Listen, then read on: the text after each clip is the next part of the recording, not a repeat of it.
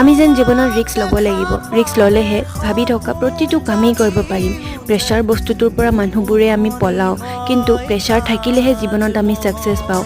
ময়ো বহুত ডাঙৰ এটা ৰিস্ক লৈছোঁ, কি লৈছোঁ সেইটো ক'ম বাৰু, কিন্তু আজি আমি যাবলৈ ওলাইছোঁ। কৈছিলোঁ যে অলপ ফুৰিব লগা আছে বুলি, যিহেতু আমাৰ প্লেনিংটো আগৰ পৰাই বনি আছিলে, মাজতে আকৌ কেঞ্চেল হ'ল বুলি কৈছিলোঁ, কিন্তু আকৌ হ'ল।